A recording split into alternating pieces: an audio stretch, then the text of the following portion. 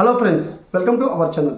ఈరోజు వీడియో వచ్చేసి తల్లి కొందనం ప్రాసెస్లో భాగంగా మనకి స్కీమ్ ఎలిజిబిలిటీ చెక్ చేసుకున్నప్పుడు చాలామందికి 4-వీలర్ యాడ్ అయిందని చెప్పేసి అంటున్నారు.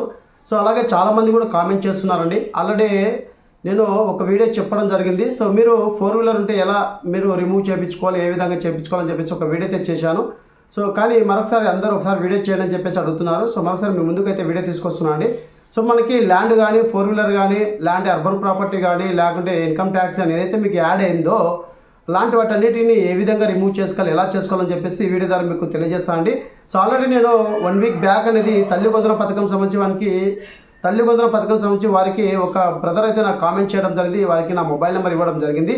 ఇచ్చిన తర్వాత వాళ్ళకి ఒక ఇన్ఫర్మేషన్ అయితే ఇవ్వడం జరిగిందండి. అదే ఇన్ఫర్మేషన్ అనేది ఒకసారి వీడియో చేద్దాం, అందరికీ ఉపయోగపడుతుందని చెప్పేసి మీ ముందుకు వీడియో తీసుకొస్తున్నాను.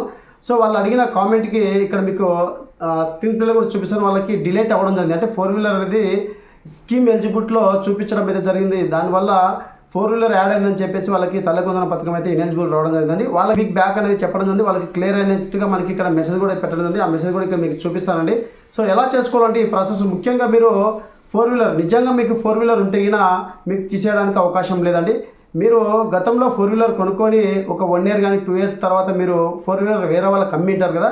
అలాంటప్పుడు అమ్మినప్పుడు ఆ వ్యక్తి ఎవరైతే కొనింటారో మీ దగ్గర నుంచి ఆ వ్యక్తి పేరు మీద ఆర్సీ అలాగే రిజిస్టర్ చేసుకుని ఉంటారు కదా. సో వారి యొక్క పేరు మీద రిజిస్టర్ అయినా కూడా మీకు ఇంకా స్కీమ్ ఎలిజిబిలిటీలో చెక్ చేసుకున్నప్పుడు మీకు 4-వీలర్ ఇంకా యాడ్ అయిందని చెప్పేసి ఉంటుంది. అంటే ఆల్రెడీ మీరు అమ్మారు, బట్ అయినా కూడా ఇంకా మీకు చూపిస్తుంది. ఎందుకు చూపిస్తుంది అంటే మీరు 4-వీలర్ అనేది అమ్మినప్పుడు ముఖ్యంగా చేయవలసిన 2 పనులు ఉన్నాయండి. సో ఆ 2 పనుల్లో మొదటిది మీ యొక్క ఆధార్ డేటా అనేది అప్డేట్ చేసుకోవాలి. సో అప్డేట్ చేసుకుంటే మీకు ఈ లింక్ అనేది వెళ్ళిపోవడం జరుగుతుంది. సో అతని పేరు మీద అయితే యాడ్ చేసుకుంటాడు, కానీ మీ పేరు మీద ఉన్నట్టుగా ఇంకా చూపిస్తుంటుంది.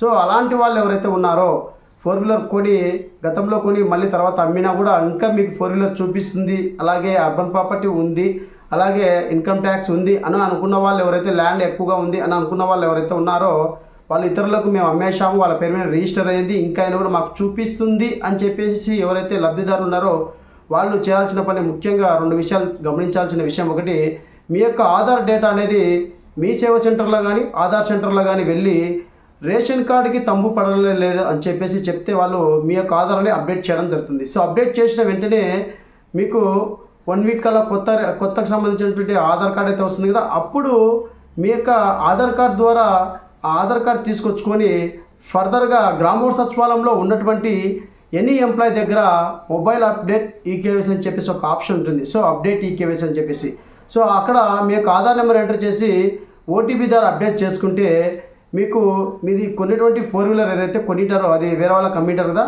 వాళ్ళ పేరు మీద పూర్తిగా వెళ్ళిపోవడం జరుగుతుంది. అంటే మీకు స్కీమ్ ఎలిజిబిలిటీలో ఇనెలిజిబుల్ అని చెప్పేసి రాకుండా ఎలిజిబుల్ లేకి రావడం జరుగుతుంది. అప్పుడు మీ యొక్క లింక్ అనేది తొలగిపోవడం జరుగుతుంది. సో ఇక్కడ విషయాన్ని మీరు గమనించాలి. మీరు ఆధార్ కార్డు అనేది అప్డేట్ చేసుకోవాలి. అప్డేట్ చేసుకొచ్చిన తర్వాత గ్రామ సచివాలయంలో మొబైల్ అప్డేట్ ఈకేవైసీ అని చెప్పి ఒక ఆప్షన్ ఉంటుంది. అక్కడ మీ యొక్క ఆధార్ నెంబర్ ఎవరి పేరు మీద అయితే 4-వీలర్ ఉందో ఆ వ్యక్తి యొక్క ఆధార్ నెంబర్ ఎంటర్ చేసి అప్డేట్ ఈకేవైసీ చేస్తే మీకు క్లియర్ అవడం జరుగుతుంది. సేమ్ ప్రాసెస్ అండి, అర్బన్ ప్రాపర్టీ సంబంధించి కావచ్చు, ఇన్కమ్ ట్యాక్స్ సంబంధించి కావచ్చు, ఇలానే చేసుకోవాల్సి ఉంటుంది. సో ఈ విధంగా చేసుకుంటే మీకు 100% వర్క్ అవుతుంది. ఇది ఆల్రెడీ 1 వీక్ బ్యాక్ తల్లి కొందనం పథకంలో 4-వీలర్ అని చెప్పేసి వాళ్ళకి యాడ్ అవ్వడం జరిగింది. వాళ్ళు ఆల్రెడీ ఎగ్జాక్ట్లీగా వాళ్ళైతే అమ్మడం జరిగింది, 5 ఇయర్స్ బ్యాక్ అనేది అమ్మడం జరిగింది. కానీ వాళ్ళకి ఇంకా ఎన్బిఎంలో చూపించడం వల్ల వాళ్ళకి ఈ ఇనెలిజిబుల్ అని చెప్పేసి రావడం, వాళ్ళకి ఈ ప్రాసెస్ అని చెప్పడం జరిగిందండి. సో ఈ ప్రాసెస్ చెప్పిన వెంటనే వాళ్ళకి క్లియర్ అవ్వడం జరిగింది. వాళ్ళ మెసేజ్ కూడా చేయడం జరిగింది, మరొకసారి మీకు చూపిస్తాను. సో ఈ విధంగా ఎవరైతే 4-వీలర్ కావచ్చు, ల్యాండ్ కావచ్చు, అర్బన్ ప్రాపర్టీ కావచ్చు, అలాగే ఇన్కమ్ ట్యాక్స్ సంబంధించి కావచ్చు, ఈ విధంగా ఎవరికైతే మీరు అమ్మినా కూడా ఒకవేళ ఇన్కమ్ ట్యాక్స్ కట్టకపోయినా కూడా ఒకవేళ మీరు అర్బన్ ప్రాపర్టీ వేరే వాళ్ళకు స్థలం అమ్మినా కూడా మీకు ఇంకా చూపిస్తుందంటే మీరు చేయాల్సిన పని మొట్టమొదటిగా ఆధార్ అనేది బయోమెట్రిక్ అప్డేట్ చేసుకోవాలి. తర్వాత గ్రామ సచివాలయంలో మొబైల్ అప్డేట్ ఈకేవైసీలో అప్డేట్ ఈకేవైసీ చేసుకుంటే మీకు సరిపోతుంది. సో ఇది ఒక్కరు చేసుకునే సాలండి, ఫ్యామిలీలో అందరికీ తొలగిపోతుంది. సో ఒక్కరి వల్ల ఫ్యామిలీ అందరికీ ఇనెలిజిబుల్ అని చెప్పేసి రావడం, ఏ పథకం అనేది రాదనమాట.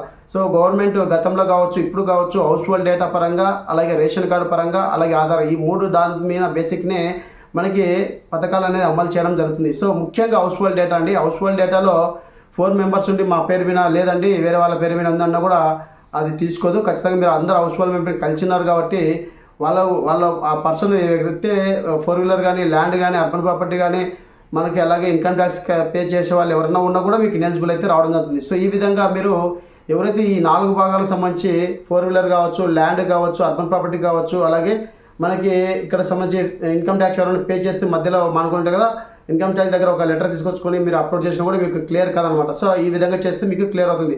మొదటిసారి చెప్తున్నాండి, ఆధార్ అప్డేట్ చేసుకోండి. తర్వాత మీకు సంబంధించి సచివాలయంలో మొబైల్ అప్డేట్ చేసుకుంటే మీకు క్లియర్ అవడం జరుగుతుంది. సో ఇదండి, ఈ విధంగా స్కీమ్ ఎలిజిబిలిటీలో ఎవరైతే 4 వీలర్ కానీ, ల్యాండ్ కానీ, అలాగే అర్బన్ ప్రాపర్టీ కానీ, అలాగే మీకు సంబంధించి ఇన్కమ్ ట్యాక్స్ పే చేయకుండా వచ్చిందని చెప్పేసి వచ్చిన వాళ్ళు ఎవరైతే ఉన్నారో ఈ విధంగా అయితే చేసుకోండి. 100% అయితే మీకు వర్క్ అవుతుంది.